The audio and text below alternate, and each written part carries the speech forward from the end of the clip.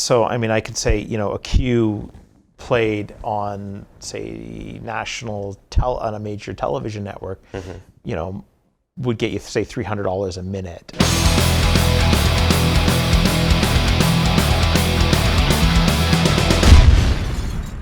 Hey everybody, we are back again at the Between the Waves Music Conference. You missed it!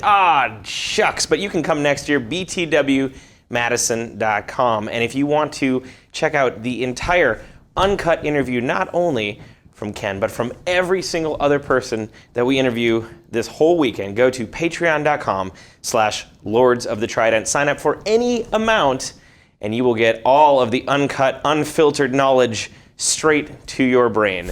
So here we have, again, a wonderful special guest here with us on Words of Fang, Ken Vandevrie. Hey. I pronounced that right. Vandevrie, yep. Oh, dang it. We even good. rehearsed it. Ken Vandevrie. Say it however you want. I've been called worse. Ken Van. There you go. Kenny V. KV. So Ken, for the people who are not familiar with you, with what you do, let people know what your general thing is. I write music for film and TV. You write music for film and TV. Simply put that way, I do direct scoring, but I also write a lot of music for libraries, contribute to library and catalog music. That gets licensed out to film and TV. And do you have any idea of how many placements you've had, how many songs have appeared? Thousands and thousands at this point. That's amazing. I have probably 4,000 cues in my catalog right now. Holy cow. And they're not all individuals, but they're like different versions of the music. And then I would probably correctly assume that is a full-time gig, a full-time job, and yes. It pays pretty decent? It pays pretty decent. My statements have around, they're 30 to 60 pages every quarter. So wow. There's a lot of placements that you get on that. Yeah. That's amazing. So how did you get into that? That is too long to discuss. This you'll have to come to my workshop. No, that I've been doing, but no.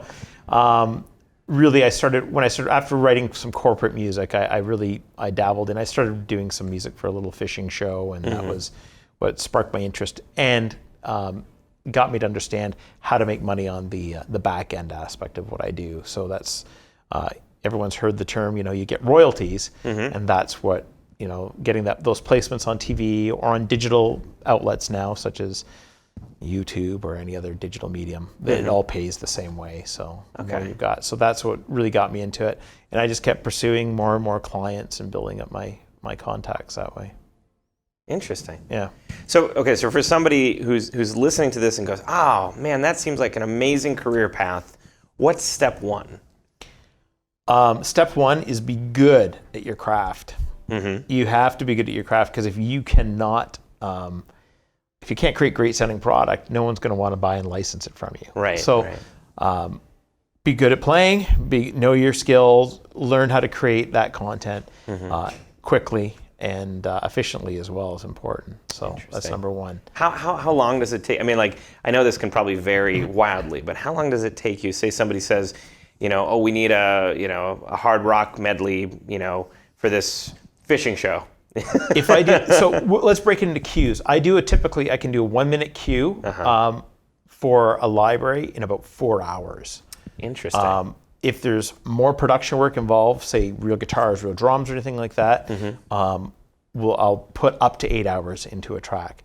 A 2 minute track, typically, I'll try to do it within those time constraints as well. But you give yourself a little more grace, and you might spend another half a day to a day at it. I see. So that kind of music that you're rapidly having from a throughput standpoint, you got to crank it out fast, or you don't make money on it. Right. That's what it comes down to. So is most of the actual writing and producing and stuff like that, is that all done with digital instruments? Do you play any of the instruments generally yourself, or is it all kind of MIDI? I do. I'm very prolific with MIDI composition. Yeah. Because keyboard is my primary instrument.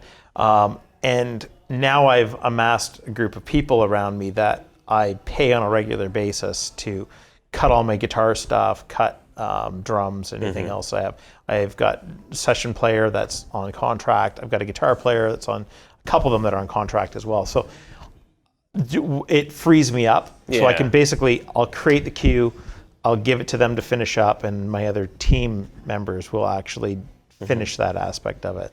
And I'm sure, after you saying that, I'm sure some people listening are sort of salivating now and going, okay, how do you get to that? Yeah. How do I become a session player? So how did you find those session players? What was the connection? Relationship. Okay. They're generally they're local people that that I've worked with, that I trust. They're proven, and so when you find those people, they become your go-to. So you diversify. People are always saying, "Hey, I want to play for you. Let me listen to some of my stuff." And, And I've done that, and you bring them on board. But you've got your go-to people that are reliable and will deliver what you need the first take.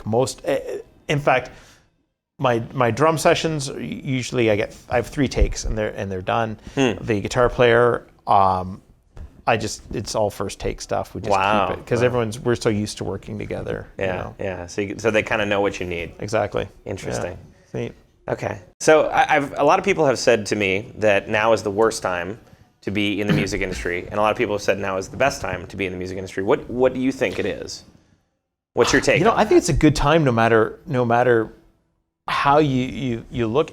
I guess it's your perspective, because there's so many opportunities from a digital outlet. There's so much. There's still a huge demand for music. I don't think the demand has changed at all. Right. But I think for people being able to deliver the music without having to rely on, a record label, if you're into those kind of models or concepts.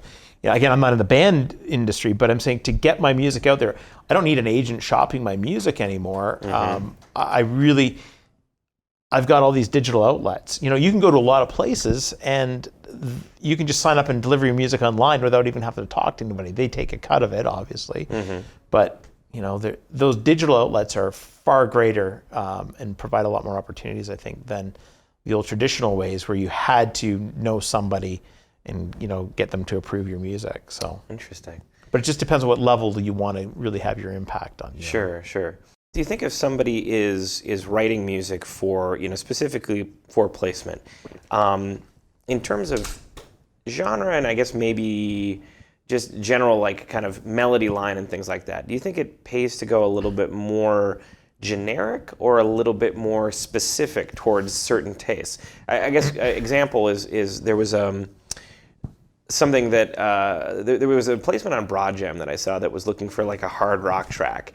And the one that they ended up picking, from my perspective, wasn't all that recorded. Wasn't recorded well, but it was like da na na na na na na na na na na. It was like, okay, it's like blues, hard rock. Yeah. And it was like two chords basically. So what's your reaction? That's very typical of library type usage stuff. Stuff that's used in say TV or underneath visuals. It's very repetitive, and that is the single biggest application or application of the music that I create. It's the format is a section and then a double A section. You might have a little lift or a break in the middle, but then it's A and A double A. Or if it's a longer track, you might go A, so you with the chorus and the hook. You have a B section, and then it's double A again after that. So the formatting is very repetitive, very, very consistent that way, with subtle changes to build it and make it bigger as it goes along. But so it's different from just regular, traditional songwriting, as you'd say. Yeah. And the melodies, we coined the phrase, or I like to say, I create music without melodies because it's very rhythmic. And people don't want to hear, they don't want these, flailing lead lines over top of it, because it competes again if it's being placed somewhere when it comes to dialogue and other content that you're watching from a visual perspective. I see. So I'm sure the question that you get all the time, and you don't have to talk specifically about your own income, but I'm sure that bands will say like, okay, I got if you're placed on like MTV on a TV show, like what does that equate to? And I know it varies wildly. Could you give maybe a few examples of what bands could expect? Some networks are only paying fractions of pennies per minute, whereas other ones are paying hundreds of dollars, a minute. And so, I mean, I could say, a cue played on, say, on a major television network, would get you, say, $300 a minute, or wow, up to $700 a minute, depending on its how many different stations it's been syndicated into. The digital revenue stream is increasing, and I think you'll start to see more revenue and weighting and stuff change when it comes to the residual income, when it comes to things like streaming services online, whether it's YouTube, Netflix, Amazon Prime, all those kind of digital providers. Yeah. There's a lot of digital providers out there now. I think there's over 40 or 50 different providers, and that industry aspect is changing. So you can make thousands of dollars. I've had cues make $5,000 on a single placement cue on a show like American Idol or something like that. Gotcha. So when you get those kind of placements in major network positions, it can be very lucrative.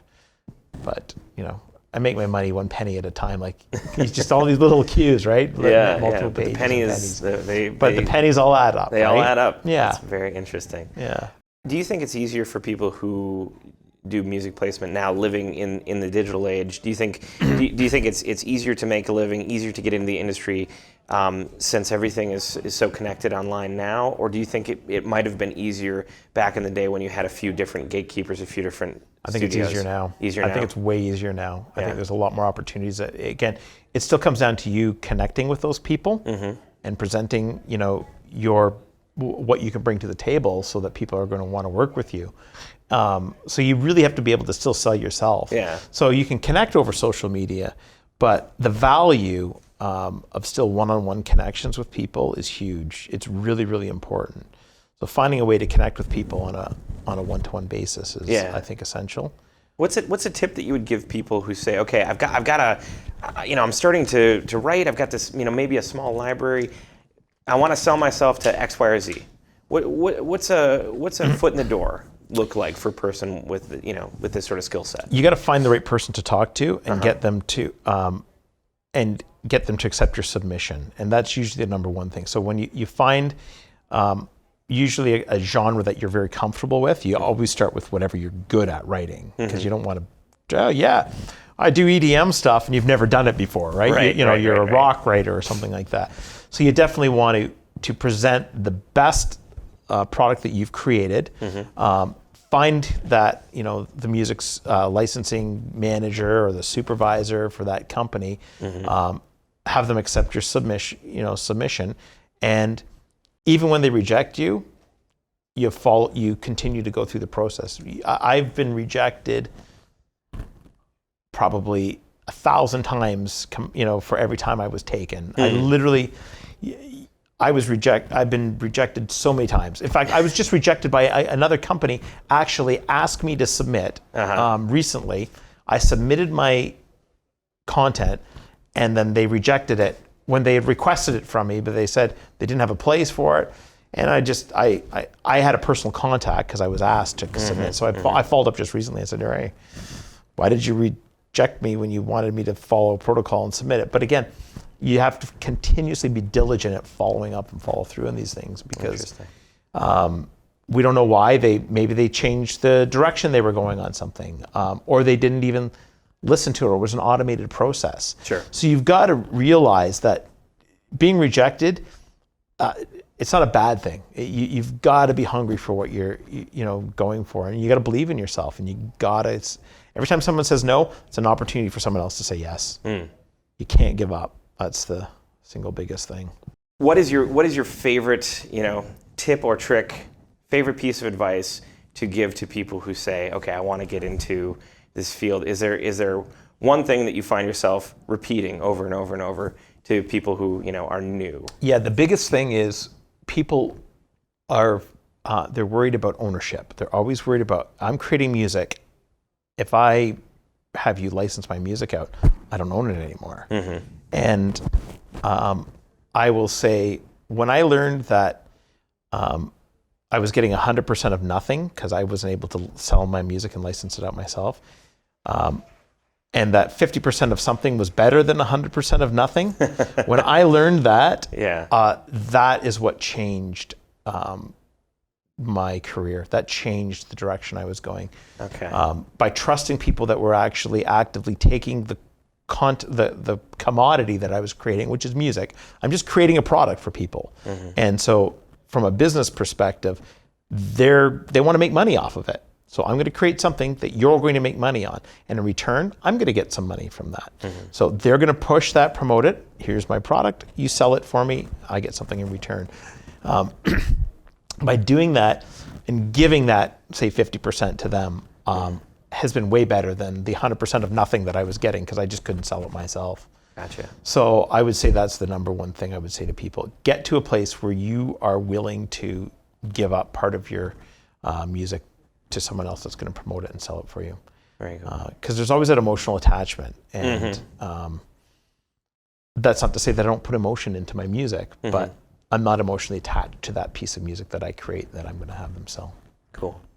Well, Ken, thank you so much for sitting down with us. Let everybody know where they can find you online, if you even want them to find you online. You can find me online right now at, I just launched a domain. It'll redirect to my company, which is adsmedia.ca, but you can go to kenvandevrie.com now, and that will redirect you.